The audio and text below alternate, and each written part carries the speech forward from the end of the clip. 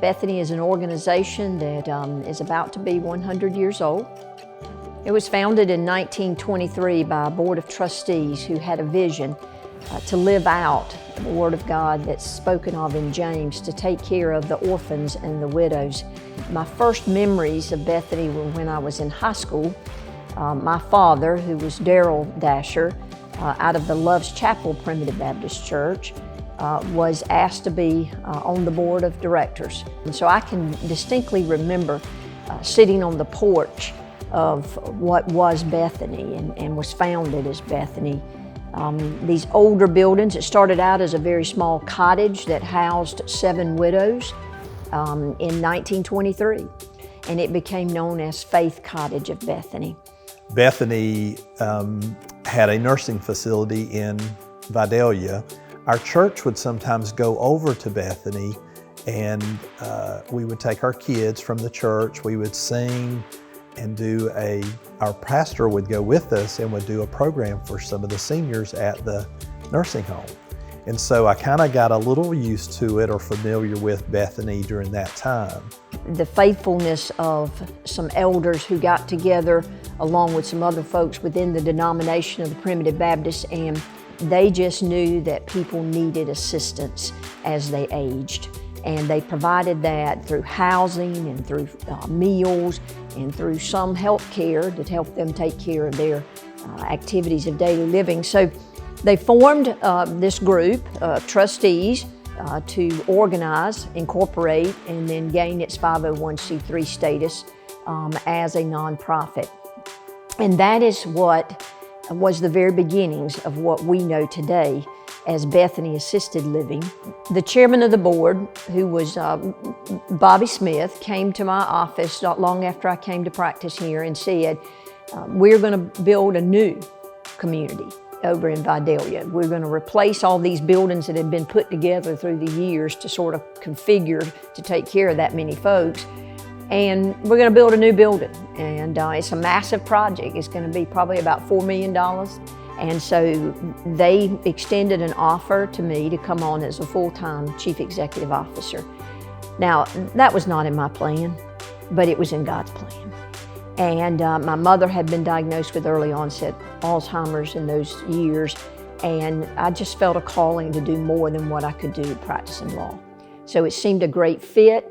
I came on in 2000 then, so I've been with the organization, this is my 23rd year as the CEO. And quite honestly, the blessing has been all mine. The honor has been all of mine, because I've never worked with a group of individuals and the communities that have come around this board of trustees to build this organization.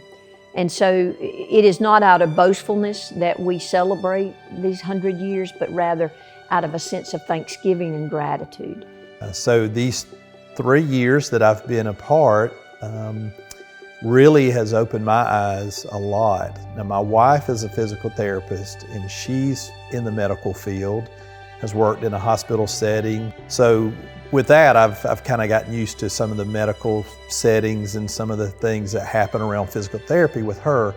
This really opened my eyes to assisted living. And you can see as being here, and if you take just a little bit of time and go over to the lodge or visit with some of the residents of the cottages, you'll see the quality of care that the residents are getting. We are blessed to have a board of directors who have been faithful to meet the needs of Bethany. I cannot recall one time that we've gone to them with a concern or with a need or with something that we feel like would better the resident services here and the resident care, that they haven't been happy to do that. So the leadership, including Becky, our CEO, everybody is truly vested in what's best. And being nonprofit, we're able to provide more services and be able to be what we truly are expected to be in our mission and values. We sold the nursing homes in 2012 and the assisted living over in Vidalia, and came over, and in 2014 we broke ground on what would become the campus of Bethany, which is where we are today. It has a 48-unit assisted living community. 12 of those units are distinctly memory care.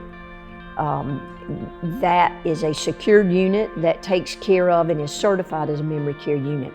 That's so important with the population that we deal with, those with dementia, and to come along beside their caregivers, whether that's family or whether that's friends or just what that is. But just to support them during this really difficult time in their lives. So that's been a blessing to have that certified unit for that purpose. Then we have 36 units of that 48 that is traditional assisted living. We do some respite care. We have some folks who come to us for short periods of time. They're able to recuperate and go back home. Our philosophy has always been that we want folks to live as independently as possible. One of my very first meetings as a board member, I was accepted as a new board member, approved as a new board member, and literally after the meeting got over, we walked out front to take pictures for the groundbreaking for the original 9 cottages that you see across the street. So the board had the vision of building 9 cottages initially, sort of testing the water, if you will.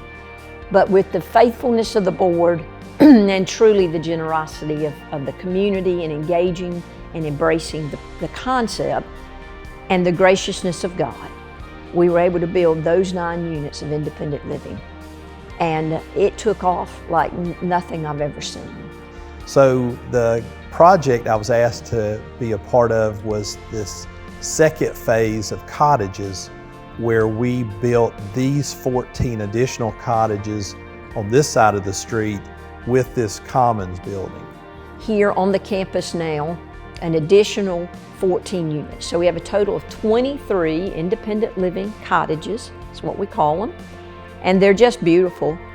2 bedroom, 2 bath. They give you an outstanding opportunity to just enjoy life without all of the maintenance concerns, without all of the concerns of taking care of it. They let us do that, and they just can enjoy life and embrace it. A part of that, it was a great team effort.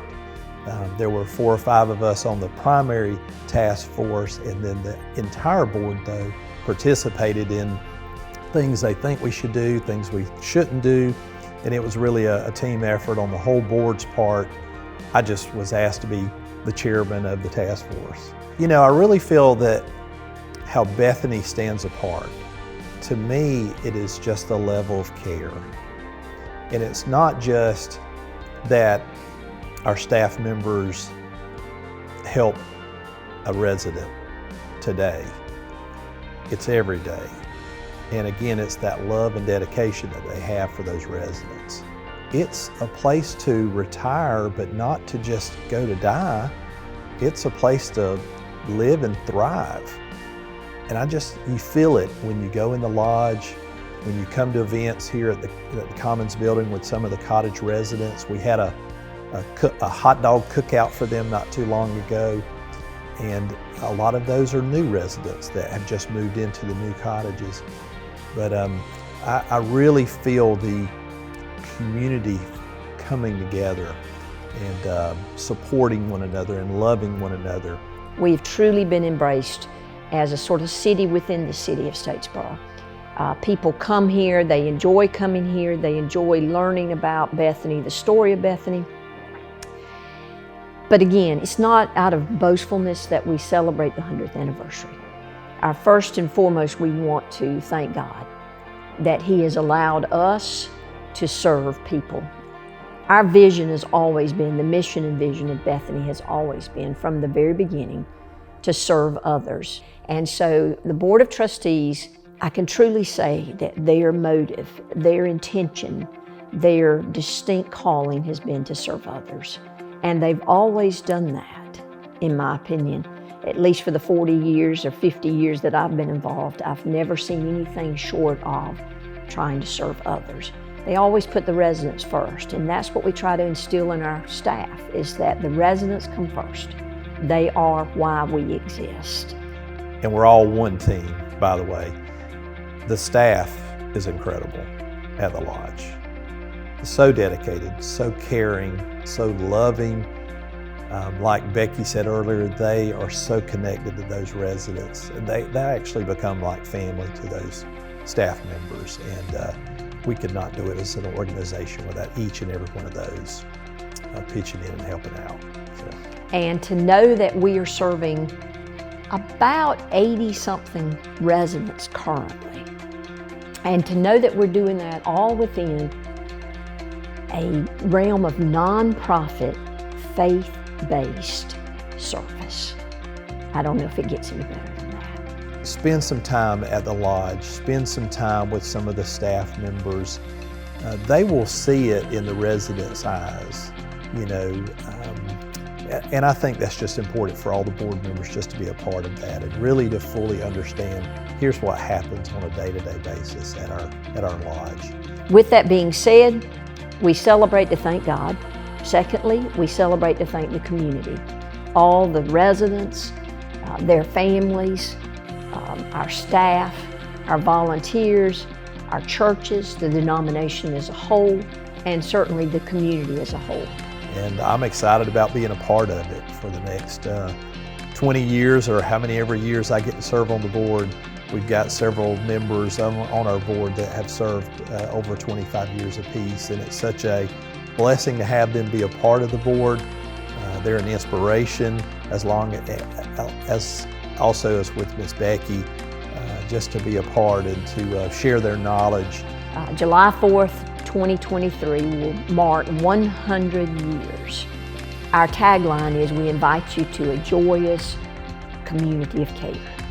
And truly we mean that. We want them to come into this home, because it used to be called Bethany Home. We want them to come into this home and live as joyously as they can. There's a lot of difference between being happy and being joyous.